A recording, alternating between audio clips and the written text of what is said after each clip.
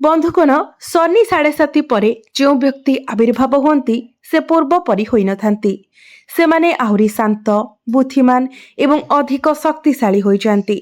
गोटे कथा मन रखंतु, जो दिन आपण शनि 7:30 को भय करिबा बंद करिवे, शनिदेव आपण को पतन करिबा सेबे ठारू बंद करिदेबे।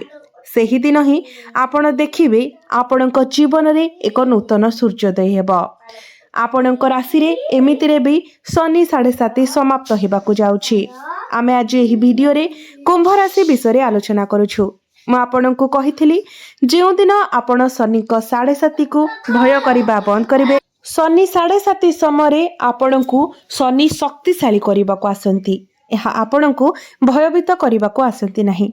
केवल जो माने निज उपरे विश्वास करती एवं निज कार्य रे विश्वास करती से माने ही एहाकु डरती नहीं। नचेत जो मानकर निज उपरे विश्वास न थाए, निजर कार्य उपरे विश्वास न थाए, से माने ही शनि 7:30 को भयभीत हुअंती। शनि किए? शनि हेउछंती कर्मर कारक ग्रह, भगवानक द्वारा नियुक्त।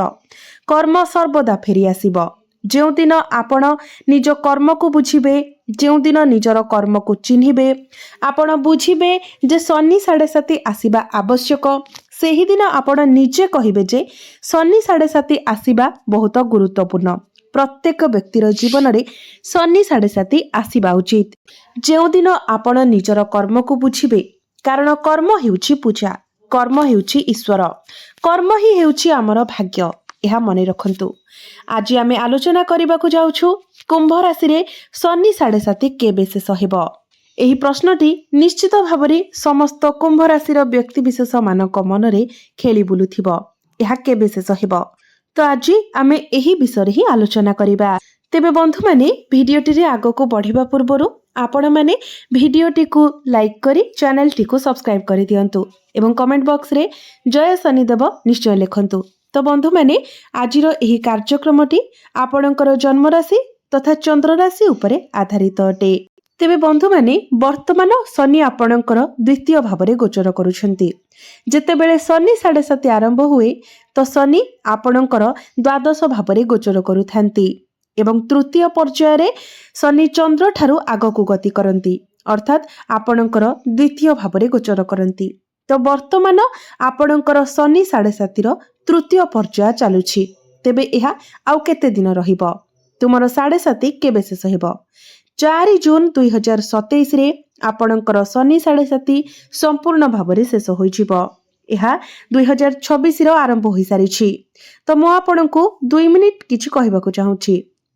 अनेक व्यक्ति भाबंती शनि 7:30 बहुत खराब, सेमानंको पई संपूर्ण खराब, कारण सेमाने एही समय अनेक समस्या को सामना करिथांती। तेबे आपण जहा विश्वास करिबा आरंभ करंती सब किछि शक्ति उपरे निर्भर करे। आपणक शक्ति ठारू किछि बड़ नाही, आपणकर मन ठारू किछि बड़ नाही। आमर मन ठारू किछि द्रुत नुहे। जेउ दिन आपण आपणक मन को नियंत्रण करिवे, आपण सेही दिन समग्र विश्व को नियंत्रण करिवे। सतर्क रुहंतु। एही लोक माने किछि नुहंती, बाहर थिबा हजार हजार लक्ष लक्ष कोटि कोटि किछि नुहंती। सेमानंकर काम कहिबा, प्रत्येक व्यक्तिंकर काम कहिबा। जो दिन आपण निज मन को नियंत्रण करिवे, सेही दिन समग्र विश्व आपणक मुठारे रहिबो। तापरे कहार शक्ति, कहार कला जादू, कहार नकारात्मक शक्ति आपणक उपरे किछि भी काम करिबो नाही। यह मने रखंतु। मु आपणको शनि 7:30 विषय रे मध्य कहूछि। शनि 7:30 रो शक्ति जेते नकारात्मक हेउ, आपणकर जदि निज उपरे विश्वास अछि, आपणकर निज मन उपरे नियंत्रण अछि, तो केही आपणकर कोनोसी क्षति करि परिबे नाही, कारण मन ही हेउछि सब किछि। सेथि पई कुहा जाय जे चंद्र एक विशेष ग्रह।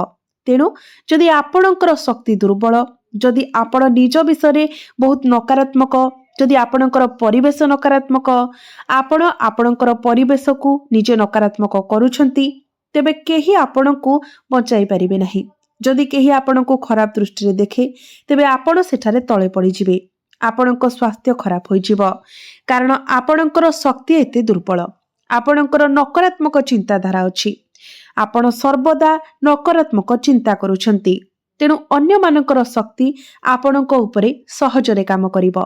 मु खोलाखोली भाବରେ कहुछि जे आपणक शक्ति ही सब किछि। बाकी अन्य कौनसी किछि नुहे।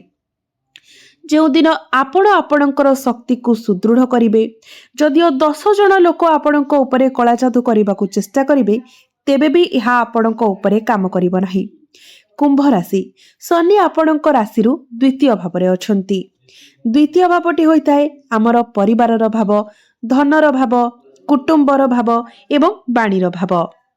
आमर केते भाई भौणी अछंती, आम अकाउंट रे केते टंका अछि, आमर घर किपरि, आमर परिवार किपरि, आमर वे ऑफ टॉकिंग किपरि, सब किछि द्वितीय भावरु ही जणा पड़ी थाए। तेणु कुहा जाए जे जेतेबेले शनि द्वितीय घर को छाड़ी दिए, से आमको एही जिनिस गुड़िक सहित केउठी को छाड़ी दिए। यह एपरि लागे जेपरि आम परिवार रे विच्छेद अछि, केही केउठा को गले काहा सहित कहार संपर्क नाही। किंतु जेतेबेले शनिक 7.5 शेष हुए, कौनसी स्थानरू आपणको निज परिवारर सदस्य मानकर अनुपस्थिति आपणको उपलब्धि हुए। आपण निजर परिवार को एकत्र करने को चेष्टा करती। परिवार सहित विवाद हेतु केउठी ना केउठी जो भूल बुझामणा होइथिला, तुमे देखिबो जे केउठी ना केउठी परिवार रे किछि सुधार आसीबो, किबा आपणकर संपर्क रे मधुरता आसीबो, आपणकर पारिवारिक मिलन हेबो, पारिवारिक सुख आपणको प्राप्ति हेबो। तेणु यह मन रखंतु जून 2027 पूर्वरु यहाको 26 तारीख बोली भावंतु। आपणकर संपर्क शेष हेबाको जाउछि, तेणु आपण आपणक पक्षरु प्रयास करिबा उचित। द्वितीय घर जेहेतु टंका पाई मध्य अटे, तो आपणकर चालू अकाउंट, आपणकर बैंक बैलेंस जांच करंतु। एवं जेतेबेले आसंता 10-11 मासरे शनिंकर 7.5 शेष होइजिबो, आपणकर बैंक बैलेंस जांच करंतु। देखिबे केउठारे ना केउठी आपणको वृद्धि ही देखा जिवो। एबे एहाकु जांच करिबा अर्थ नुहे जे जदि आपणकर आज 1,00,000 टंका अछि, तेबे काली ताहा 1,00,00,000 टंका होइजिबो। मोर कहिबार अर्थ हेउछि जे एबे खर्च अधिक हेउछि, सेगुड़िक धीरे धीरे नियंत्रण को आसीजिबो एवं धीरे धीरे आपणकर संचित अर्थरे वृद्धि हेबाकु लागिबो। शनिंकर तृतीय दृष्टि एठारे अछि, सप्तम दृष्टि एवं दशम दृष्टि अछि। शनिंकर 3टी दृष्टि अछि। एबे शनिंकर दृष्टि आपणकर चतुर्थ भाव उपरे रहुछि। तो आपणकर मांकर आंठु गंठी समस्या, गोड़रे फुलिबा किंबा गोड़ दरज, बारंबार बांती हेबा, ए सब समस्या वर्तमान देखा जाउछि। आपणकर मां अनेक समय चिंताग्रस्त रहुछंती, तेबे ए सब मध्य धीरे धीरे नियंत्रण को आसीजिबो। शनिंकर दृष्टि अष्टम भाव में अछि, तो आपण सब किछिर उत्तर खोजुथिले, एबे आपणको उत्तर मिलिबा आरंभ हेबो। आपण अनेक दिन धरी किछि जिनिस, किछि पुराना संपत्ति, आपणको पूर्व पुरुषंकर किछि संपत्ति को नै विवाद चलीथिला, किछि जंत्रपाती, किछि जानवाहन, एपरि किछि जिनिस को नै विवाद थिला। तो सेथिरे मध्य आपण धीरे धीरे बाहरी आसीबे।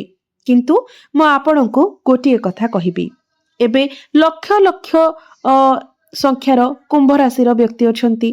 भारतर जनसंख्या 1.4 बिलियन। जदि आमे हिसाब करिबा तेबे यह बहुत अधिक हेबो, 7 ରୁ 8 कोटी रु अधिक।